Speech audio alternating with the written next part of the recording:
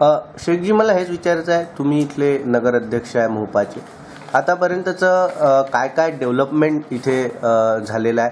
दुसरी गोष्ट म्हणजे कोणती मुख्य समस्या होती जी की इथली पूर्ण झाली आहे किंवा प्रयत्न आता राहणार आहे, आणि इन फ्युचरमध्ये काय डेव्हलपमेंट राहणार आहे, काय प्लॅन राहणार आहे विकासाला?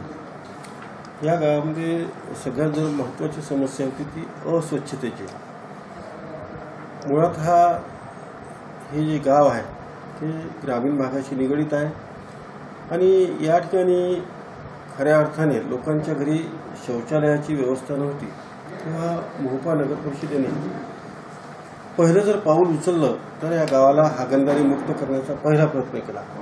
यामध्ये ILCS नावाच्या योजनेअंतर्गत जवळपास 40 ते 50 लाख रुपये संचयी स्वरूपात पडलेले होते.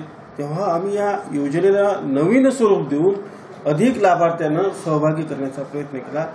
यामुळे बऱ्याच लोकांच्या घरी शौचालय तयार झाले. नंतरच्या काळामध्ये केंद्र शासनाने आणि राज्य शासनाने स्वच्छ भारत या नावाच्या योजनेला सुरुवात केली. नंतरच्या काळात सुद्धा शासनाकडून जवळपास 12,000 रुपये इतका निधी देण्यात येत होता. ही नगरपालिका गरीब असली तरी या नगरपालिकेने आपल्या स्वतःच्या निधीतून जवळपास 5,000 रुपये अधिक देऊन प्रत्येक घरी 17,000 रुपये इतकं अनुदान देऊन घरोघरी शौचालय निर्माण करण्याचा प्रयत्न केला. अजूनही काही लोकांच्या घरी शौचालय निर्माण होणे शिल्लक आहे, परंतु येत्या काही महिन्यातच आम्ही हे काम पूर्ण करू. असं असलं तरी शासनाने या ठिकाणी भेटीकरिता काही मंडळं पाठवलेली होती आणि यांनी घेतलेल्या भेटी आणि तपासणी अंतर्गत मोहोपा हे गाव हागणदारी मुक्त असल्याचे निदर्शनास आले. यामुळे मोहोपा पालिकेचा देखील जवळपास राज्य शासनाच्या दरबारी सत्कार झाला. यामुळे मी लोकांचे सुद्धा याकरिता धन्यवाद देतो.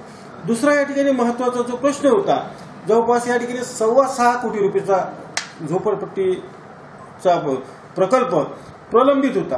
कोणीही काम घेण्यासाठी तयार नव्हतं, कंत्राटदार काम करण्यासाठी तयार नव्हते. एवढंच नव्हे तर लाभार्थ्याचा सुद्धा रस निघून गेलेला होता.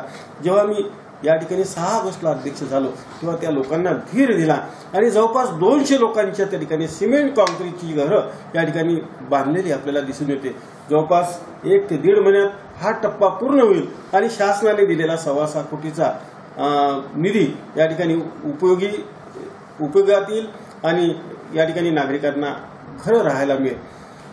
शेखजी, एक प्रश्न असा विचारायचा की गावामध्ये रस्ते झालं, पाणी झालं, इलेक्ट्रिसिटीच्या या समस्या फार असतात, नीड असते, ही पहिली प्राथमिकता पूर्ण झालेलं आहे का आतापर्यंत? जवळपास घनकचरा संकलनाच्या बाबतीत शासनाने घंटागाड्याचा उपयोग करावा हे सांगितलेलं होतं, परंतु आम्ही त्याच्या एक पाऊल पुढे गेलो आणि आम्ही घंटागाड्याऐवजी लहान लघु स्वरूपात मोटार गाड्याचा उपयोग व्हावा यासाठी देखील प्रयत्न केला आणि याकरिता आम्ही टेंडरच प्रसिद्ध करताना त्या कंत्राटदाराकडे मशीन असावी, म्हणजे मोटर गाडी असावी छोट्या स्वरूपाची. त्यामुळे गल्ली बोळातील कचरा देखील या ठिकाणी प्रत्येक घरोघरचा संकलित व्हावा यासाठी आम्ही प्रयत्न केला. दुसरा महत्त्वाचा मुद्दा म्हणजे शासनाने प्रत्येक नगरपालिकेत टोल फ्री नंबर असावा असे निर्देश दिलेले आहेत, परंतु आम्ही शासन निर्देशाच्या आधीच आम्ही मोहोपा नगरपालिकेचा टोल फ्री नंबर घेतला आणि यामुळे कोणत्याही नागरिकांनी केव्हाही जरी आमच्या नगरपालिकेमध्ये टोल फ्री नंबरवरती संपर्क साधून जी सेवा असेल, पाणी पुरवठ्याची असो, विद्युतची असो किंवा कचऱ्याची समस्या असेल तर ती समस्या आम्ही ऑनलाईन संपर्काद्वारे सोडवण्याचा प्रयत्न करतो. म्हणजे आम्ही 100% यशस्वी झालो असं नव्हे, परंतु आम्ही 100%च्या उद्दिष्टाप्रत पोहोचण्याचा आमचा हा प्रयत्न आहे. शेखजी, खूप खूप धन्यवाद.